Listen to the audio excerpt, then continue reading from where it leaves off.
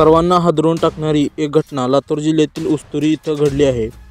जे सख्खे भाऊ लहानपणापासून एकत्र असतात, जीवाला जीव देतात, तेच संपत्तीसाठी एकमेकांचा जीव घेत असतील तर असंच काहीसं लातूरमध्ये घडलं आहे। नक्की काय घडलंय ते सविस्तर पाहूयात। त्याआधी तुम्ही फी न्यूज मराठी चॅनल पहिल्यांदाच पाहत असाल आणि अजूनही चॅनलला सबस्क्राईब केलं नसेल तर नक्की सबस्क्राईब करा, जेणेकरून आमचे अपडेट्स लवकरात लवकर तुमच्यापर्यंत पोहोचतील। लातूर जिल्ह्यातील निलंगा तालुक्यात उस्तुरी हे गाव आहे। या गावात बिराजदार कुटुंब राहतं। सुरेश बिराजदार, बसवराज बिराजदार, सुनील बिराजदार, लखन बिराजदार हे चौघे सख्खे भाऊ या गावात राहतात। त्यांची वडिलोपार्जित शेती याच गावात आहे। याच शेतीच्या वाट्यावरून या चौघांमध्ये सतत वाद होत होते। त्यातून परस्पर विरोधी पोलीस तक्रारीही करण्यात आल्या होत्या, पण त्याचा काही उपयोग झाला नाही। शेवटी गावातल्या काही जणांनी मध्यस्थी करण्याचा प्रयत्न केला।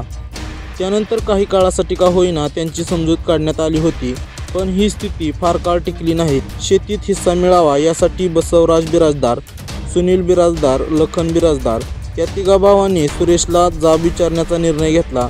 सुरेश आपला मुलगा गणेश आणि साहिलसह शेतावर काम करत होता। त्याचवेळी सुरेशचे तिन्ही भाऊ शेतात धडकले। त्यावेळी त्याला काही समजण्याआत या तिघांनी लाठ्याकाठ्याने सुरेश आणि त्याच्या 2 मुलांना मारायला सुरुवात केली। यातून वाचण्याचा बापलेकांनी प्रयत्न केला, पण त्यांना यश आलं नाही। बसवराज, सुनील आणि लखनच्या डोक्यात सनक गेली होती। त्यांनी आपल्याच भावाचा मुर्दा पाडला। ते कमी म्हणून की काय, आपल्या पुतण्याचाही त्यांनी खून केला। सुरेश बिराजदार यांचा या मारहाणीत मृत्यू झाला। त्यांचे वय 50 वर्षे होते, तर त्यांचा मुलगा साहिल याचाही या मारहाणीत मृत्यू झाला।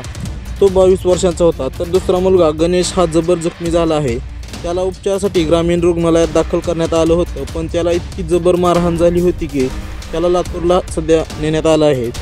दरम्यान या हत्या केल्यानंतर सुरेशचे तिघेही भाऊ तिथून पळून गेले। त्यांनी सख्ख्या भावाबरोबरच पुतण्याचीही हत्या केली होती।